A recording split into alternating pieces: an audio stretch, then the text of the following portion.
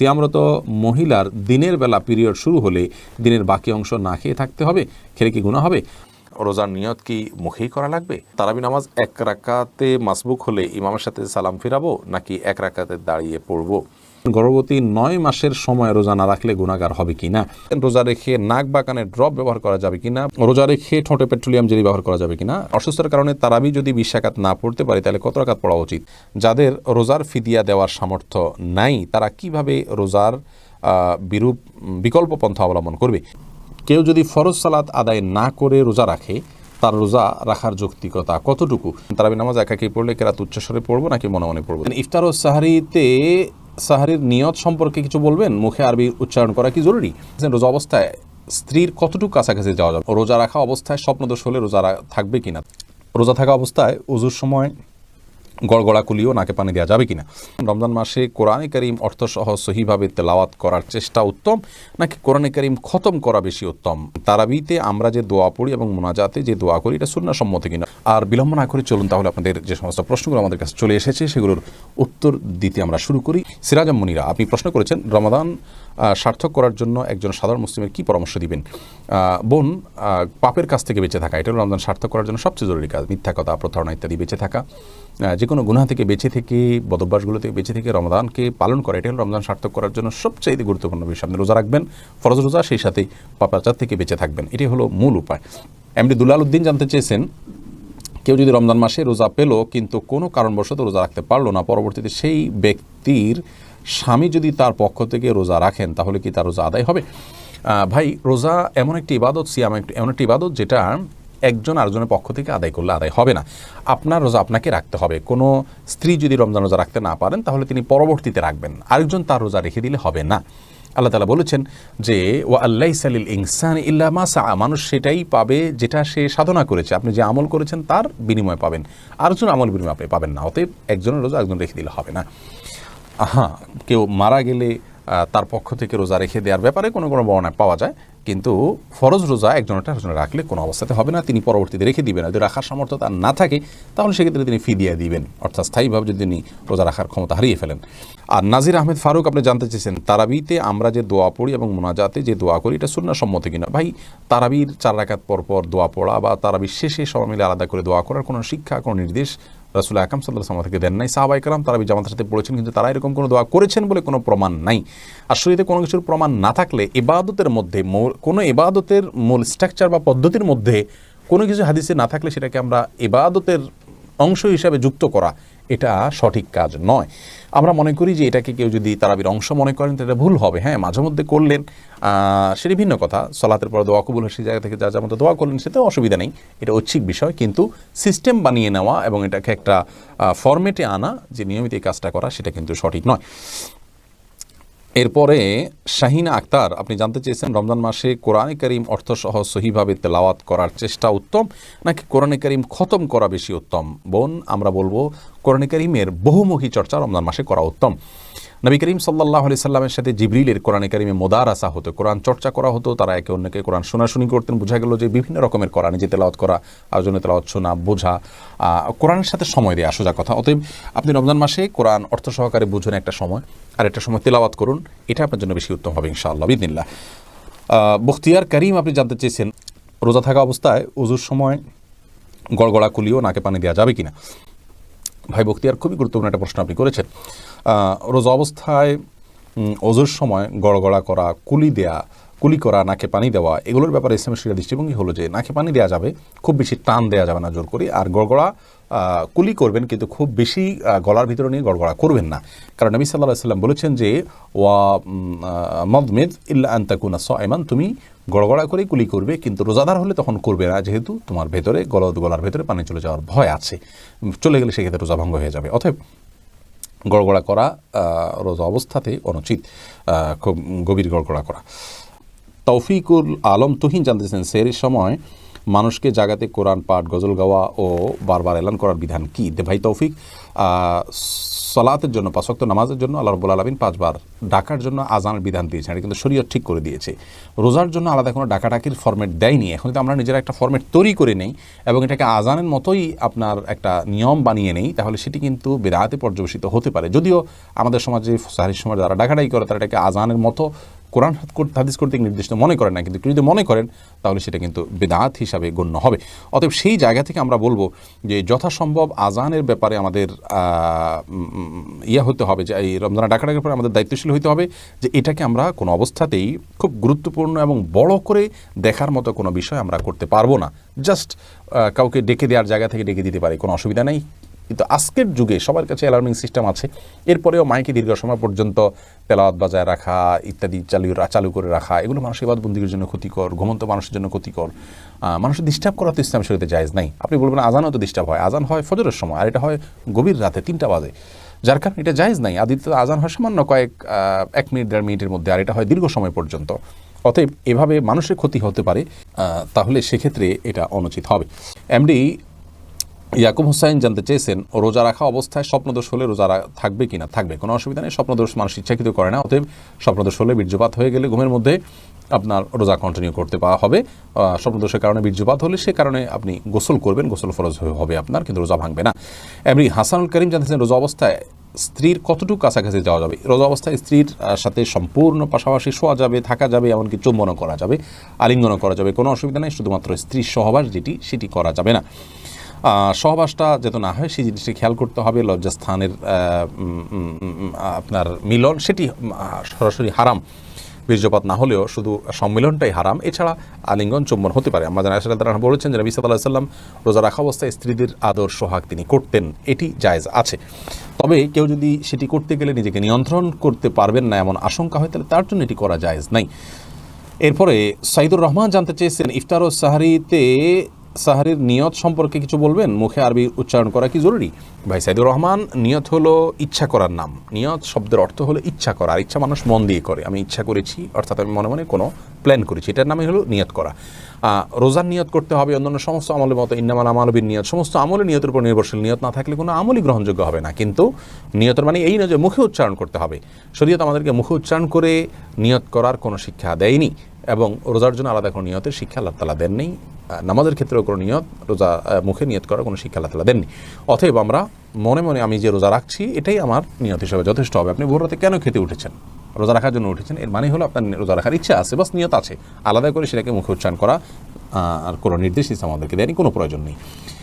এটাকে জরুরি মনে করলে একটা দোয়া বানিয়ে নিচ্ছি আমরা, নাওয়াইতু আন আসুমা গাদান ইত্যাদি, এরকম দোয়া বানিয়ে নিলে সেটি বরং বিদআতে পর্যবেসিত হতে পারে, যদি সেটাকে আমরা সুন্নাহ মনে করি বা রোজার জন্য গুরুত্বপূর্ণ বা জরুরি মনে করি। এরপরে পাপ্পু CHY এই আইডি থেকে আপনি জানতে চেয়েছেন, সিজদায় গিয়ে দোয়া করার নিয়মটা বলবেন প্লিজ। ভাই পাপ্পু, সিজদায় গিয়ে আল্লাহ রাব্বুল আলামিনের কাছে আপনি যে কোনো দোয়া পেশ করতে পারেন। বিশেষ করে ফরজ সালাতে কোন হাদিস বর্ণিত দোয়াগুলো করবেন। নফল সালাতে আপনি যে কোনো দোয়া করতে পারেন, আর মনে মনে দোয়া করাতে কোনো অসুবিধা নেই। আল্লাহর কাছে যেই কোনো চাওয়া পেশ করতে পারেন। নবী সাল্লাল্লাহু আলাইহি ওয়াসাল্লাম সহিহ মুসলিম হাদিসে আমাদেরকে বলেছেন, ফাকসিরু ফীহি মিনাদ দুআ, তোমরা সিজদায় গিয়ে আল্লাহর কাছে বেশি বেশি দোয়া করবে। অতএব কোন হাদিসে বর্ণিত দোয়াগুলোকে প্রায়োরিটি দিবেন। এছাড়া মনে মনে দোয়া করতে পারবেন। মাতৃভাষায় দোয়া করতে পারবেন কিনা এটা নিয়ে মত পার্থক্য আছে। বিশুদ্ধতর মত হয় নফল নামাজে এটি করা যেতে পারে, তবে তা না করে কোন হাদিসে বর্ণিত দোয়া করলেন আর মনে মনে আল্লাহর কাছে আপনার যে কোনো চাওয়া পেশ করলেন, সেটি বেশি উত্তম। এরপরে জুলফিকার খান তাসিন জানতে চেয়েছেন, বিতির নামাজ কাজা পড়তে হয় কিনা এবং কাজা পড়তে হলে তা কখন পড়া উচিত? জি, বিতির নামাজ আপনি কাজা করবেন। অনেক ওলামারা বলেন যে বিতির নামাজ যদি দিনে কাজা করেন তাহলে আপনি জোড় রাকাত পড়বেন, যেহেতু দিনে কোনো জোড় রাকাত নাই। এই মতটা কতটা অথেন্টিক, এই মতের সপক্ষে কোনো হাদিস আছে কিনা আমি জানি না। তবে অন্য সমস্ত আমলের সাথে যদি আমরা এটাকে তুলনা করি তাহলে দেখা যায় যে আসলে দিনের বেলায় বা যে কোনো ইবাদত যখন কাজা করা হয় তখনকার অবস্থা বিবেচনায় রাখা জরুরি নয়, বরং যেই ফরম্যাটের ইবাদত কাজা হয়েছে ওই ফরম্যাটে আদায় করতে হয়। যার কারণে আমরা মনে করি যে দিনের বেলা কাজা করলে সেটা 3 রাকাত বা বিজয় সংখ্যক করবে। আল্লাহু আলাম। এরপর শেখ মোহাম্মদ শামীম জানতেছেন, তারাবি নামাজ একাকি পড়লে কেরাত উচ্চস্বরে পড়বো নাকি মনে মনে পড়বো? দুইটাই করতে পারেন। উচ্চস্বরে পড়বেন এই নিয়তে, আপনি তাকবীর জোরে দিবেন, একামত দিবেন যে আপনি ইমামতি করছেন, কেউ এসে আপনার সাথে পাশে যেন মাঝপথে দাঁড়িয়ে যেতে পারে, সেই জায়গা থেকে আপনি উচ্চস্বরে পড়তে পারেন। আর যদি সেরকম কোনো আশা না থাকে, কেউ আসবেন আপনার সাথে যুক্ত করবেন, এরকম কোনো আশা না থাকলে বা আপনি চাইলে একাকি পড়বেন, সেই উদ্দেশ্যে আপনি আস্তে আস্তেও পড়তে পারেন, অসুবিধা নেই। সোহাগ খান এটি থেকে আপনি জানতে চেয়েছেন, বালতি দিয়ে গোসল করতে গেলে অনেক সময় শরীরের পানি বালতিতে চলে যায়, তখন কি সেই পানি পবিত্র থাকে? সে পানি দিয়ে গোসল করলে পাক হতে পারবো কি না? ভাই সোহাগ, বালতি দিয়ে গোসল করতে গেলে যদি শরীরের পানি বালতিতে চলে যায় কোনো অসুবিধা নেই। যদি সরাসরি সেখানে কোনো নাপাক আছে এটি আপনার কাছে প্রমাণিত না থাকে, সন্দেহের কারণে কোনো অসুবিধা নেই। ইয়াসমিন আক্তার জানতে চাইছেন, মৃত ব্যক্তির আগে রোজা না রাখার কাফারা দিতে হয় কি না, এ বিষয়ে কিছু বলেন। হ্যাঁ, কোনো মানুষ যদি মারা যান, রোজা তিনি রেখে যেতে পারেন নাই, তাহলে তার রোজার জন্য কাফারা নয়, এটাকে ফিদিয়া বলা হয়। যেগুলো রাখতে পারেন নাই তিনি, সেগুলো তার ওয়ারিশরা তার পক্ষ থেকে ফিদিয়া দিয়ে দিবেন। অর্থাৎ সবগুলো রোজার জন্য যতগুলো ভাঙা হয়েছে বা রাখা হয়নি সেগুলোর জন্য ততগুলো ফিতরা গরিব দুঃখীকে দিয়ে দিবেন। এরপরে শাহিন খান জানতে চেয়েছেন, রমজান মাসকে 3 ভাগে বিভক্ত করা, এটা নিয়ে যদি বলতেন। রমজানের প্রথম দশক রহমতে, দ্বিতীয় দশক মাগফিরাতে, তৃতীয় দশক নাজাতের, এরকম একটা কথা আমাদের সমাজে প্রচলিত আছে এবং এর সপক্ষে একটা হাদিস রয়েছে। হাদিসের সনদকে মুহাদ্দিসিন ইকরাম দাঈফ বা দুর্বল বলেছেন। আসলে গোটা মাসব্যাপী আল্লাহ তাআলার রহমত, গোটা মাসব্যাপী আল্লাহ তাআলার নাজাত এবং মাগফিরাত থাকে। 10 দিন শুধু রহমত আর দ্বিতীয় দিন অন্য কিছু, এরকম কথা বিশুদ্ধ কোনো হাদিসে বর্ণিত হয়নি। এরপরে স্বর্ণা জামান বোন, আপনি জানতে চেয়েছেন, আমি 8 সপ্তাহ প্রেগনেন্ট, আমার একটু একটু করে রক্ত হচ্ছে, এখন আমি রোজা রাখতে পারছি না, আমার করণীয় কি? প্রথম থেকে এই অবস্থা তো নামাজ পড়তে পারবো কিনা? প্রেগনেন্ট অবস্থা তো ব্লিডিং হওয়ার কথা না, অতএব আপনার ব্লিডিং কেন হচ্ছে, গর্ভ নষ্ট হলো কিনা সেটা আপনি ডাক্তার দেখাবেন অবশ্যই। আর যদি সেরকম কিছু না হয় তাহলে এই ব্লিডিংটি যেহেতু মাসিক নয়, অতএব আপনি এই ব্লিডিং হওয়া সত্ত্বেও আপনি রোজা রাখবেন এবং নামাজ অব্যাহত রাখবেন। লুৎফুন নেসা জানতে চেয়েছেন, আমার গত বছরের রোজা এখনও কাজা রয়েছে, এখন আমার কি করা উচিত? অবশ্যই আপনি রমজানের ফরজ রোজাগুলো আগে রাখবেন, রাখার পর আপনি রমজানের শেষ হওয়ার পর খুব দ্রুততার সাথে আগের রোজাগুলো রেখে ফেলবেন। আপনার উচিত ছিল এই রমজান শুরু হওয়ার আগেই সেই কাজা রোজাগুলো রেখে ফেলা। মাহমুদুল হাসান মেহরাব জানতে চেয়েছেন, জামাতে কিয়ামুল আদায় করা কীভাবে এলো? দেখুন, সাহাবায়ে কেরাম কিয়ামুল লাইল করেছেন জামাতের সাথে, অতএব আপনার কিয়ামুল লাইল বা রাতের শেষ অংশে মানুষ দাঁড়িয়ে কয়েকজন মিলে একত্রে জামাত করা এটা জায়েজ আছে। বিশেষ করে রমজান মাসে এটি হাদিস দ্বারা সাবেত। রমজানের বাইরে এভাবে আলাদাভাবে ডাকাডাকি করে জামাত এটা প্রমাণিত নয়। এমডি মুস্তাফিজুর রহমান আপনি লিখেছেন, রোজা রাখা অবস্থায় যদি কোনো ব্যক্তি মারা যায় তাহলে কি তার জন্য বিশেষ কোনো ফজিলত রয়েছে? রমাদান মাসে কবর রাজা আপনার জাহান্নাম বন্ধ থাকে, সেজন্য সুধারণা করা যায় আল্লাহ তাআলা তার প্রতি রহম করবেন, এটুকু, কিন্তু নিশ্চিতই কিছু বলা তো কঠিন। বোরহানুদ্দিন আপনি লিখেছেন, রোজার নিয়ত কি মুখেই করা লাগবে? না, নিয়ত মানে ইচ্ছা করা, এটা অন্তরের বিষয়। আপনি অন্তরে রোজা রাখছেন, আপনার সেই ইচ্ছা আছে, আপনি জানেন আপনি রোজা রাখছেন, এটাই যথেষ্ট, এটাই মনোনিয়ত। এরপরে সাজিদুর রহমান লিটন আপনি লিখেছেন, রোজা থেকে ঘুমের মধ্যে স্বপ্নে কিছু খেতে দেখলে কি রোজা নষ্ট হবে? না, স্বপ্নে কিছু খেতে দেখলে রোজার কোনো ক্ষতি হবে না, কারণ আপনি তো বাস্তবে খান নাই, স্বপ্নে খেয়েছেন। অতএব স্বপ্নে যা কিছু হয় এটা কোনো হিসেব হয় না। স্বপ্নে আপনি একজনকে খুন করেছেন, স্বপ্নে আপনি জেনা করেছেন, আল্লাহ মাফ করুক, স্বপ্নে আপনি খেয়ে ফেলেছেন রোজা রেখে, এগুলো সব স্বপ্নে দেখেছেন, যেহেতু বাস্তবে যেহেতু করেননি, অতএব এগুলোর কারণে আপনার রোজার কোনো ক্ষতি হবে না, এগুলোর কারণে কোনো দায় আপনাকে নিতে হবে না। শারমিন আক্তার আপনি লিখেছেন, রোজা রাখা অবস্থায় কি মুখে স্নো পাউডার ব্যবহার করা যাবে? যাবে, কোনো অসুবিধা নেই, কারণ রোজার কোনো ক্ষতি হবে না। তবে আপনার ঠোঁট হয়ে এটা যেন মুখে না যায় সেটা যেন আপনি চেষ্টা করবেন। মাহিরুদ্দিন আপনি লিখেছেন, তারাবি নামাজ 1 রাকাতে মাসবুক হলে ইমামের সাথে সালাম ফিরাবো নাকি 1 রাকাতে দাঁড়িয়ে পড়বো? 1 রাকাত পাননি আর 1 রাকাত পেয়েছেন, তাহলে ইমাম সালাম ফিরিয়ে ফেলেছে, আপনি দাঁড়িয়ে 1 রাকাত পড়বেন, পড়ে সালাম ফিরিয়ে ফেলবেন। জান্নাতুল ফেরদৌস আপনি লিখেছেন, রোজা অবস্থায় খুব বেশি শ্বাসকষ্ট হলে কি ইনহেলার নিতে পারবো? খুব বেশি শ্বাসকষ্ট হলে আপনার ধৈর্য ধরতে পারছেন না, এরপর যে আপনি ইনহেলার নিতে পারেন, কোনো অসুবিধা নেই। তবে ইনহেলার নিলে আমাদের দেশের বা সাবকন্টিনেন্টের কায়করাম ওলামা একরামের গবেষণা অনুযায়ী আপনাকে রোজাটা আবার রেখে দিতে হবে। যদিও আরবিয়ান স্কলার বা সৌদি আরব ওলামা একরাম বিশেষ করে ওনার ইনহেলার সেটাকে রোজা ভঙ্গের কারণ মনে করেন না, কারণ ইনহেলারে যে গ্যাসটা হয়ে থাকে এই গ্যাসটা তাদের বক্তব্য হলো পাকস্থলিতে যায় না, এটা যায় হলো বড়জোর আমাদের লাং পর্যন্ত, এটা শ্বাস নালীকে একটু প্রশস্ত করার জন্য হেল্প করে, এটা এক ধরনের গ্যাস, এবং এই গ্যাসটাতে এই পরিমাণ মেডিসিন থাকে যেটা আসলে মানে কোনোভাবে সেটাকে দৃশ্যমান করা, অর্থাৎ সেটাকে আকার দিয়ে পানির আকার দিয়ে তরল করে দৃশ্যমান করা কঠিন, এরকম এত অল্প পরিমাণে থাকে। আর দ্বিতীয়টা পাকস্থলিতে যায় না, যেটা তারা একটা জায়েজ বলেছেন। তারপর আপনি রোজা রমজানের পরে আবার রেখে দিলেন, সেটাই নিরাপদ। যদি শ্বাসকষ্ট হয় তাহলে আপনি ইনহেলার নিতে পারেন, যদি খুব বেশি কষ্ট হয় আপনার। আর যদি সবর করতে পারেন, না নিয়ে থাকতে পারেন ইফতারের পর্যন্ত, সেটা সবচেয়ে বেটার এবং ভালো। আব্দুল্লাহ বাকি লিখেছেন, রোজা অবস্থায় মেডিকেল চেক আপ, রক্ত এবং প্যাথোলজি করা যাবে কিনা? যাবে, কোনো অসুবিধা নেই। সোমাইয়া বিনতে আমির আপনি লিখেছেন, আমার হাজব্যান্ড গত রোজায় অনেক অসুস্থ ছিল, তাই রোজা রাখতে পারে নাই, এখন সে আল্লাহর কাছে, আমি ওর রোজাগুলো রেখেছি, এ রোজা হবে কি? আপনার স্বামী রোজা রাখতে পারেন নাই এবং পরে অসুস্থ হতে পারেন নাই, আপনি তার পক্ষ থেকে ফিদিয়া দিবেন, এটাই হলো এক্ষেত্রে মূল বিকল্প। অর্থাৎ এটাই হলো করণীয়। আমরা অসুস্থ ব্যক্তি, অপারগ যারা রোজার পারে, তাদের পক্ষ থেকে প্রত্যেক রোজার জন্য একজন করে মিসকিনকে খাদ্য দিলে রোজা আদায় হয়ে যাবে। একবার পুরো খাদ্য দিলেন অথবা আপনার ফিতরা দিলেন, 30 রোজার জন্য 30টা ফিতরা দিলেন। এরপর প্রশ্ন, ছোটো বাচ্চা শুধুই বুকের দুধ খায়, রোজা রাখলে বাবুর আমাশয় হয়, করণীয় কি? একটু কষ্ট করবেন, প্রয়োজনে দিনের বেলা ঘুম পাড়িয়ে রাখবেন, আপনি নিজেও ঘুমাবেন, রাতের বেলা একটু জেগে থাকবেন, অর্থাৎ অভ্যাস একটু পাল্টাবেন। তাতে তো রাতেও তো আপনি দীর্ঘ সময় না খাওয়াই থাকেন, সেভাবে থাকবেন। এবং একটু কষ্ট হলে ডাক্তার দেখান, বিকল্প বের করেন। অর্থাৎ রোজাটা ফরজ বিধান, এই ফরজ বিধান আবশ্যক হওয়ার কারণে রোজা রেখে অন্যান্যগুলোকে কীভাবে আপনার করা যায়, ওভারকাম করা যায়, সেই চেষ্টাটা আমাদের থাকতে হবে। মোহাম্মদ নাইম, আপনি লিখেছেন, আমি আগে রোজা তেমন একটা রাখতাম না, এখন রাখি। আগে যেগুলো রাখিনি তার কি করা উচিত? আগে যেগুলো রাখেননি সেগুলো এখন রেখে দিবেন। কয়টা হয়েছে আনুমানিক একটা অঙ্ক হিসাব করে বের করে সপ্তাহে 1টা 2টা 4টা যে যতটুকু পারেন রেখে রেখে আপনি আস্তে আস্তে সেগুলো শেষ করবেন।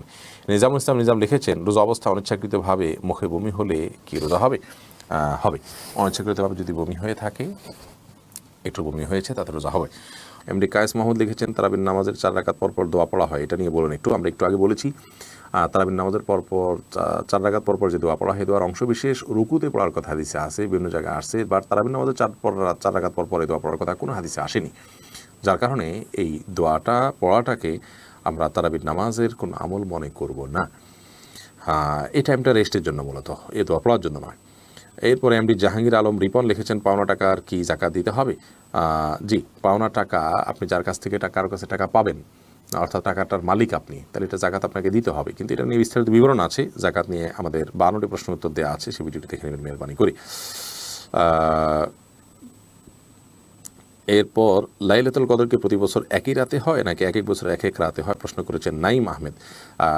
লাইলাতুল কদর কোন রাতে হয় আমরা কেউ জানি না, তাহলে কীভাবে বলবো যে নির্দিষ্ট এক রাতে নির্দিষ্ট যে নয় এটুকু নিশ্চিত, কারণ নবী করিম সাল্লাল্লাহু আলাইহি সাল্লাম শেষ দশকের বেজর রাতগুলোতে আমাদেরকে করতে বলেছেন। অতএব শেষ নির্দিষ্ট কোনো একটা রাতে যদি আমরা জানতাম, তাহলে তো আর সেক্ষেত্রে আমাদের লাইলাতুল কদর তালাশ করা লাগতো না। বাকি সারা বছর প্রতি বছরই একটা বিশেষ রাতে আল্লাহ তাআলা দিয়ে থাকেন, সেটা ফিক্স, যেরকম যদি হয়ে থাকে তাহলে ফিক্স হলো, সেটা আল্লাহর এলেমে আছে, আমাদের জানা নেই। এরপরে আয়েশা সিদ্দিকা লিখেছেন, সাহরির সময় থাকতে ফজরের নামাজ পড়া যাবে কি না? সাহরির সময় এখনও আছে, তখন ফজর নামাজ পড়তে পারবেন না। সাহরির সময় শেষ, তারপরে আপনি ফজর নামাজ পড়তে পারবেন, কারণ সাহরির সময় শেষ হওয়া মানেই হলো ফজরের ওয়াক্ত শুরু হওয়া। এরপরে নুসরাত জাহান লিখেছেন, নামাজে আমরা যে নিয়ত করি সেটাকে ঠিক নামাইতে অনুসাল্লি আল্লাহ তাআলা। নিয়ত হলো নিয়ত মানে ইচ্ছা করা, আমরা যে জন্য দাঁড়িয়েছি, কোন নামাজ জন্য দাঁড়িয়েছি, ফরজ না সুন্নত, জোহর না আসর, এটা আমার মাথায় আছে, এই যে ইন্টেনশনটা আছে, এটা ইন্টেনশনটাই নিয়ত, এই ইচ্ছাটাই নিয়ত। মুখে নামাইতন পড়ার কথা কোনো হাদিসে নির্দেশ দেওয়া হয়নি। ইবাদত নবী করিম সাল্লাল্লাহু আলাইহি ওয়াসাল্লাম যেভাবে করেছেন আমরা সেভাবে করব। তিনি বা তার সাহাবীরা কেউ নামাইতন তো মুখে বলেননি, আমরা সেটাকে বলাটা কেন আবশ্যক মনে করব? আমরা জাস্ট আমাদের স্মৃতিতে যেটা আছে ওইটার দিকে খেয়াল করবো, ইবাদত শুরু করব, নামাজ শুরু করব। এরপর ইমতিয়াজ রহমান সাইম লিখেছেন, স্বপ্ন দর্শন হলে রোজা ভেঙে যায় কিনা? না, স্বপ্ন দোষের কারণে রোজা ভাঙে না। তারাবি না পড়লে গুনাহ হবে কিনা, পারভেজ হাসান তারেক লিখেছেন, গুনাহ মানে ক্ষতি তো হবেই, আপনি এটা সওয়াব থেকে বঞ্চিত হলেন। নবী করিম সাল্লাল্লাহু আলাইহি ওয়াসাল্লাম পড়তেন, সাহাবায়ে কেরাম গুরুত্বের সাথে পড়তেন, জামাতের সাথে, সুন্নাত মুআক্কাদা তরক করলেন, আপনি সেই অর্থে ক্ষতি হবে। কিন্তু এর কারণে কাবিরা গুনাহ হওয়ার, যেটা বড় পাপ হওয়া, বড় অপরাধ হওয়া, শাস্তি হওয়া আল্লাহর কাছে কিয়ামতের ময়দানে, এরকম কোনো কিছু হবে না। কিন্তু এটা পাপ এবং অপরাধ, আপনার ক্ষতি তো অবশ্যই হবে। এটা ক্ষতি তো অবশ্যই হবে, অপরাধ এর অপরাধ বলতে আমরা কবিরা গুনাহ যেটা বুঝিয়ে থাকি সেটা না হলেও, অতএব ইচ্ছাকৃত এটা না পড়ে থাকা উচিত নয়। ইফতার করার সময় অনেক সময় মাগরিবের সময় শেষ হয়ে যায়, এই অবস্থায় কী করা উচিত? নাসরিন আক্তার জানতে চেয়েছেন, মাগরিবের সময় শেষ হয়ে যায় এই পর্যন্ত ইফতার করেন, কত সময় ইফতার করে মানুষ? এত সময় ধরে কি মানুষ খায়? সচরাচর মনে তো হয় না। 2, 5, 10 মিনিট, 15 মিনিট, 20 মিনিটও যদি লাগে, আধা ঘন্টাও যদি লাগে, তাতে হয়তো মাগরিবের সময় শেষ হওয়ার কথা নয়। বিধায় রোজাও হবে, নামাজও হবে ইনশাআল্লাহ তাআলা। আহমেদ শাহাদাত জানতে চেয়েছেন, রোজা থাকা অবস্থায় হাতের বা পায়ের নখ কাটা যাবে কিনা? উত্তর কাটা যাবে, কোনো অসুবিধা। রোজা রেখে হাত পা নখ কাটা যাবে, এর সাথে রোজা ভঙ্গের কোনো সম্পর্ক নেই। শাকুল খান জানতে চেয়েছেন, কেউ যদি ফরজ সালাত আদায় না করে রোজা রাখে, তার রোজা রাখার যৌক্তিকতা কতটুকু? তিনি রোজা রাখছেন, একটা ফরজ আদায় করতেছেন, এই জন্য আমরা অবশ্যই তাকে অ্যাপ্রিসিয়েট করবো যে তিনি অন্তত একটা ফরজ আদায় করতেছেন।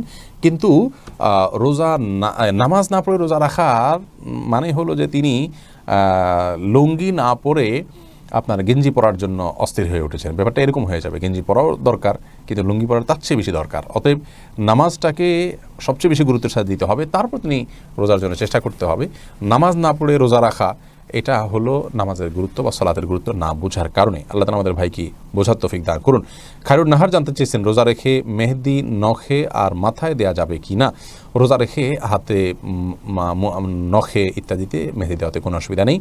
এরপরে শিহাব মণ্ডল জানতে চেয়েছেন, রোজা অবস্থায় আতর বা পারফিউম ব্যবহার করার বিধান কি? উত্তর হলো জায়েজ আছে, কোনো অসুবিধা নেই। আতর পারফিউম ব্যবহার করা যাবে, রোজা রেখে তেল ব্যবহার করা যাবে, কোনো অসুবিধা নেই। রুবানা ইসলাম জানতে চেয়েছেন, তারাবির নামাজের দোয়াগুলো সম্পর্কে বলেন। আমরা বলেছি তারাবির নামাজের 4 রাকাতের পরে দোয়া এবং শেষে দোয়া করার আলাদা কোনো বিধান নাই। নামাজের পর দোয়া কবুল হয়, সেই হিসেবে যে কোনো নামাজের পরে আপনি চাইলে আল্লাহর কাছে দোয়া করতে পারেন, আর চাইলে আপনি চুপচাপ বসে থাকতে পারেন, কিন্তু 4 রাকাত পর পর দোয়া পড়ার কোনো নির্দেশ কোরআন হাদিসে কোথাও আসেনি। এই দোয়া আমাদের নিজেদের বানানো, মানুষের বানানো। আয়েশা সিদ্দিকা, ছোট বাচ্চা থাকায় 20 রাকাত তারাবি নামাজ পড়তে পারে, কষ্ট হয়, সেক্ষেত্রে নামাজ কমিয়ে পড়া যাবে কিনা? কখন আপনি অসুবিধা হলো কম পড়লেন, কোনো অসুবিধা নেই।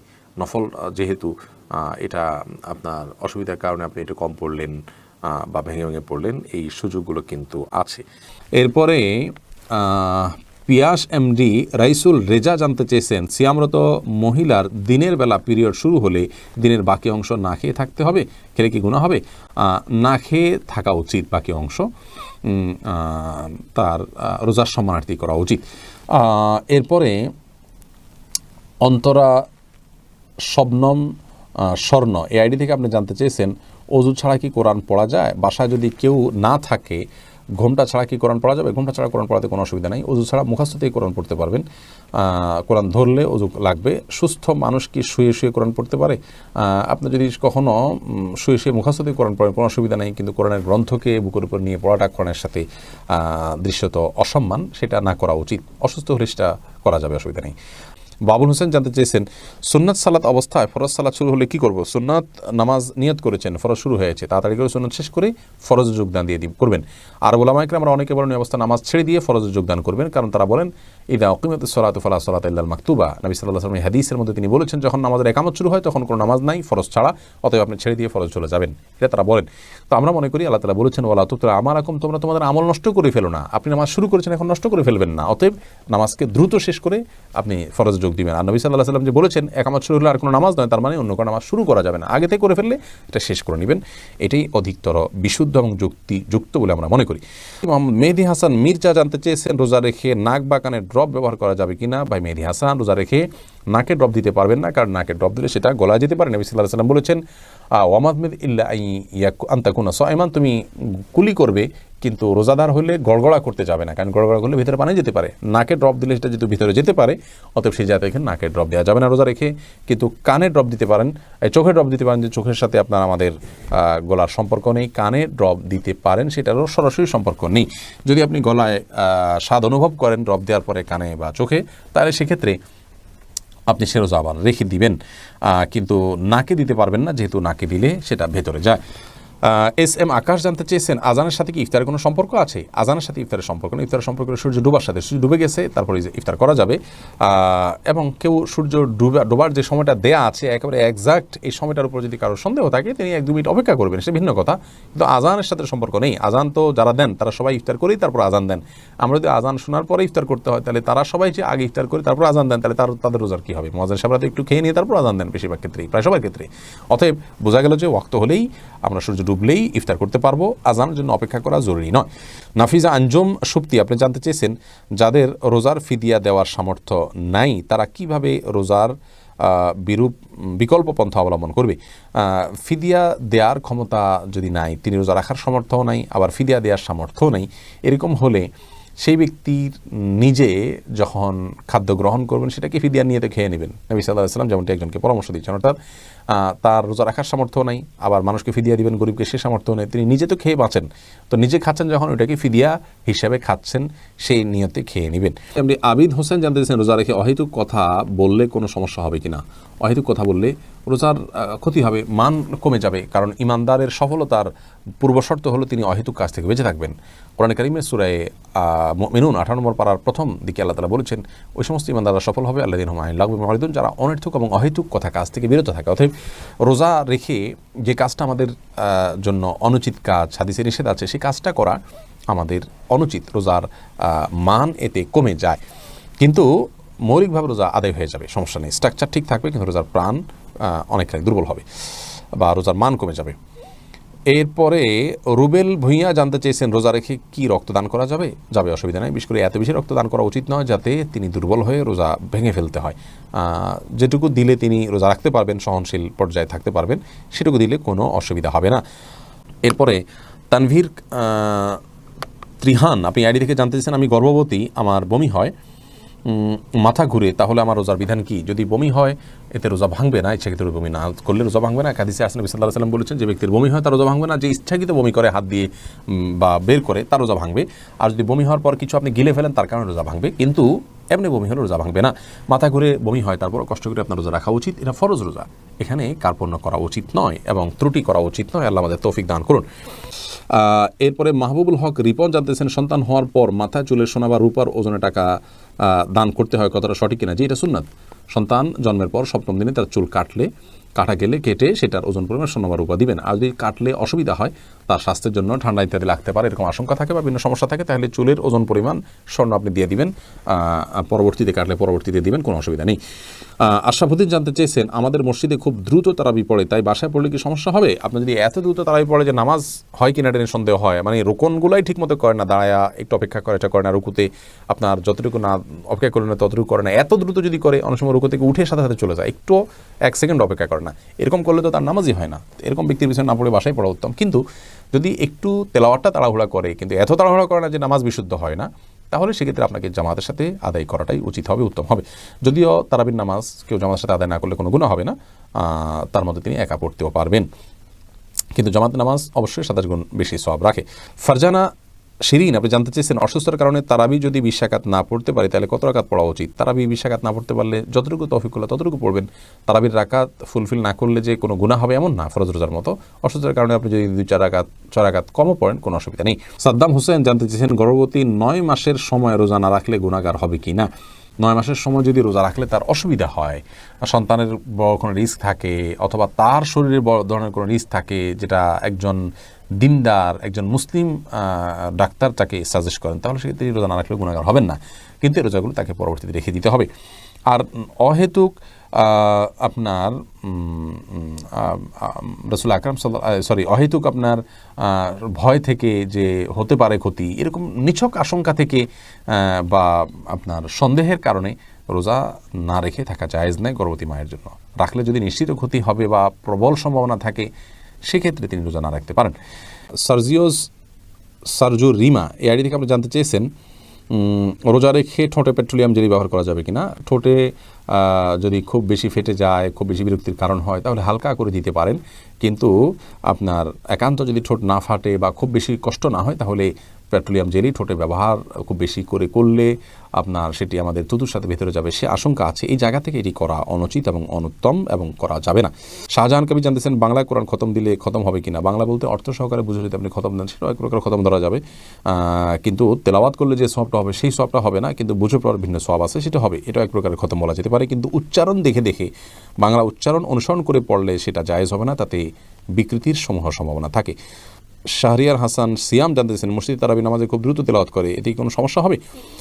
দ্রুত তেলাওয়াত করা উচিত না, যদি করে তাহলে সালাত হয়ে যাবে, কিন্তু খুব বেশি দ্রুত এবং তাড়াহুড়ো করলে তার মানটা কমে যায়। এই মাসুদ রানা জানতে চেয়েছেন ঘরের টিনে ঘোড়ার ছবি, সেই ঘরে কি নামাজ বা অন্য কোনো ইবাদত করা যাবে? যাবে, কোনো অসুবিধা নেই। একটু এটা উপরে থাকে, ছোট থাকে, দেখা যায় না, প্রদর্শিত হয় না, আবার হলো এটার সমস্ত অঙ্গ প্রত্যঙ্গ, চোখ কান ইত্যাদি ভালো করে প্রকাশিত না, অতএব এরকম অবস্থা এটা থাকলে নামাজ হবে না এমন কোনো বিষয় নয়। আল্লাহ তাআলা আমাদেরকে বুঝার তৌফিক দান করুন।